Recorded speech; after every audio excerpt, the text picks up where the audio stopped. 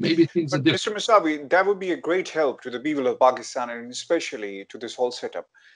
Give us the name. Who are these people? You were talking about the people who are in Sharif government or themselves, this family, or someone else? There was a delegation that came to London to discuss with the National Crime Agency monies that had been frozen here under the unexplained wealth order, as well as the request for mutual judicial assistance from the government of Pakistan. Shehzad Akbar, they came here. At that time,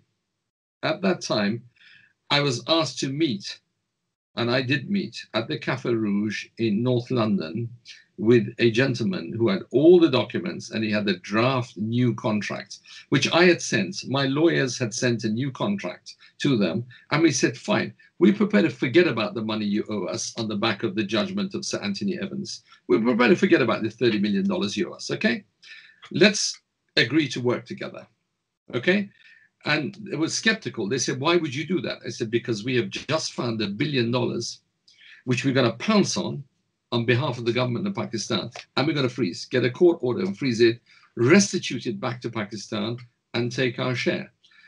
And they said, this is very interesting. Let's have a meeting. And we did. And you know what they wanted? What's our share? What's our cut? I said, your cut is 80% that's coming to the people of Pakistan. No. What's our cut? The officials. Who were Shehzad Akbar was leading that delegation who met with you. I am not saying Shehzad Akbar knew about this, but the meeting was October 6th. That's when the delegation was in London. So October 6th, which year, sir? It's 2000? 18. 2018. Okay. That point Shehzad Akbar didn't know about that. So I thought you're talking about this latest meeting. Okay. No. This is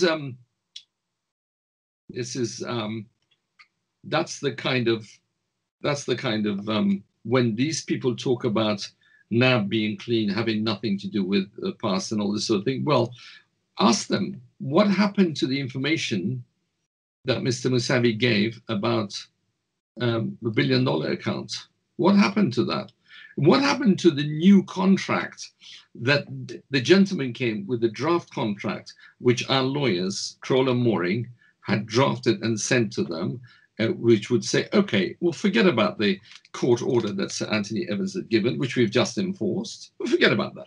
Yeah, $30 million. What's $30 million between friends? As long as we're going to be continuing to work together, because I am committed and passionate about going and restituting to the people of Pakistan the wealth that has been looted. Sorry, in the words of General Amjad, the wealth that's been plundered from the people of Pakistan.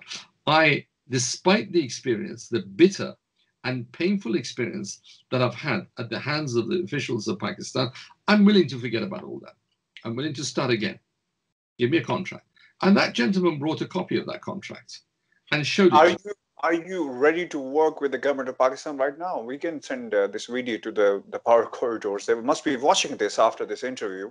That are you happy and willing to work with the government of Imran Khan and to bring all the money back? And the money you have got it from the government of Pakistan, you can give it back as a token of... More than happy to give back the money that we have just seized from the government of Pakistan. More than happy. Imran Khan's government, not any other government, because I know Imran personally because of his Oxford days. I had dinner at a friend's house with him before he became Prime Minister many years. So I know him to be a man of integrity himself. Whether he's got the power to deliver or not, only God knows. I don't know. What I do know, I'm not an expert on Pakistani politics, not an academic expert, but at least I've read quite a few, and I talk to people and they just laugh at the idea. They say, don't be so naive. These thieves have so encumbered the government that, look, I have no doubt that Shehzad Akbar is a man of integrity. I have no doubt about that. But he clearly doesn't have the power to deliver on the things. I've no doubt Imran is a man of integrity, But on the record, I am prepared to state every single penny that the court has ordered and we've just seized, we're willing to hand over back to the government of Pakistan as long as they show us commitment that they really want us to go after the thieves. We demonstrated to them that we are able to find the money. We found the money. But when I realized they completely ignored the evidence that we gave, about $1 billion of stolen money, I thought, am I going to be able to work with these people? Of course not. Yeah, Mr. Moussavi, is it at some point, can you even off the record, for the sake of seeing those papers, would you able to share those papers at some point with us so we can see what exactly happened, just for the sake of looking at those papers? Which papers are you talking about? The $1 billion, the one you were saying, the information about the billion. I'd be happy to send them to you, yeah. I'd be happy to send them. Yeah, I'd be happy to send them to you. But I can show you also what better evidence do you want? They brought here a contract, and they said, we acknowledge that as a result of what you've been able to achieve, a fair award to you is $600 million. It's written in the contract. With the amount of money you have found, so you go and remind Chairman Nab today that next time he comes and puts out a statement saying that Broadsheet didn't perform, just say, then what was that contract in which you were offering to pay them $600 million out of the proceeds of the money that they have found already, plus 20% of whatever they will find. We were so sure that we had found enough money to give us more than $600 million that we were prepared to completely set aside Sir Anthony Evans' judgment, as endorsed by the High Court of Justice in London. And today, as of today, I repeat, I'm willing to return every penny that the court has awarded us.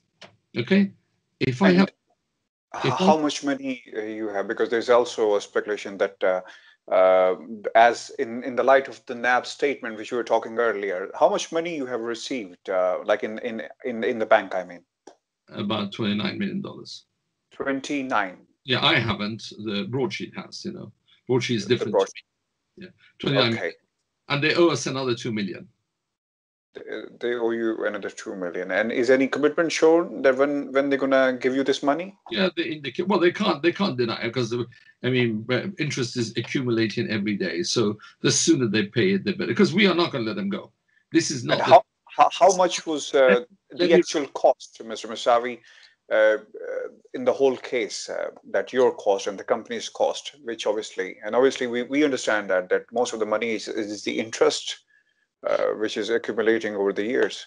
No, the $22 million was the damages, direct damages that we'd suffered, which Sir Anthony Evans granted, and the costs were about Sir Anthony Evans granted another short of $6 million in costs, so that is $28 million.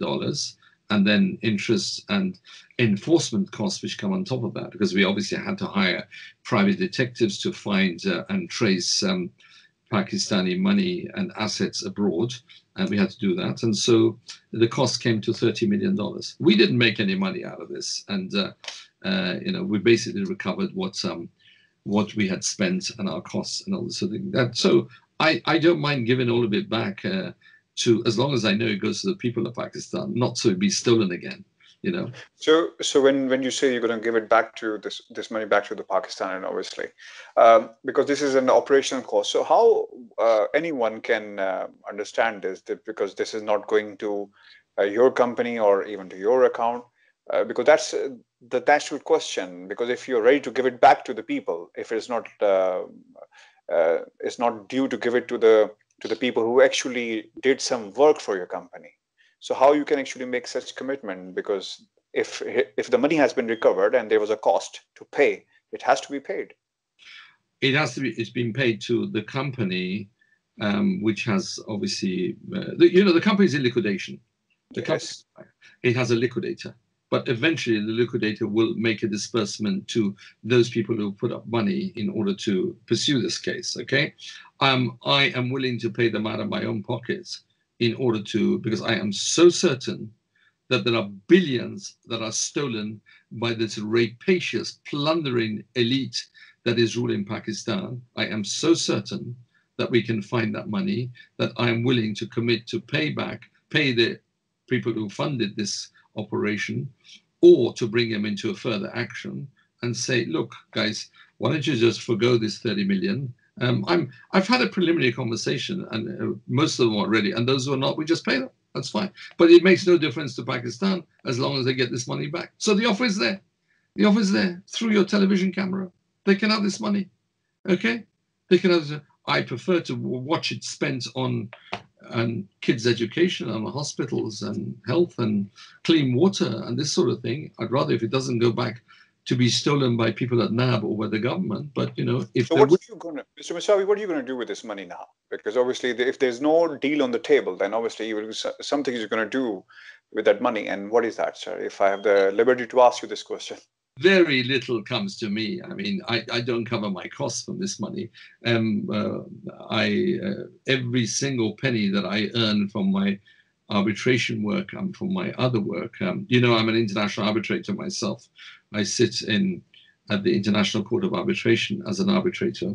Virtually every single money that I make goes into the task of the fight for human rights, one of which is ensuring transparency and clean government. You know, I'm the person who arrested that criminal in Sweden, Mr. Nouri. Google it. He was a torturer who murdered people in the prison massacre, in the infamous prison massacre of 1988 in Iran. And I was the person who, along with a team of lawyers, put the complaint to the Swedish authorities, and he was arrested in Sweden. So my work is quite clear. It's open on the internet. I work for the cause of human rights, a part of which is fighting corruption.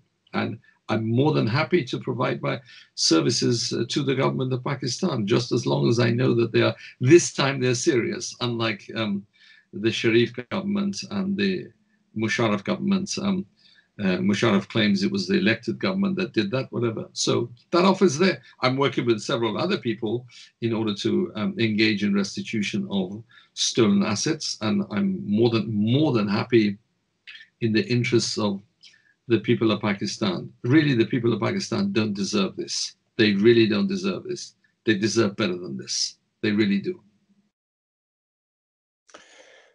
Thank you very much, Mr. Moussavi, for your time. I hope we've got all the answers, and obviously it's what you have told in this interview is obviously an eye-opener for so many, and obviously there's a lot to learn that how the politicians and what they are doing to the country. Thank you very much, Mr. Moussavi, for your time. Sure, my pleasure.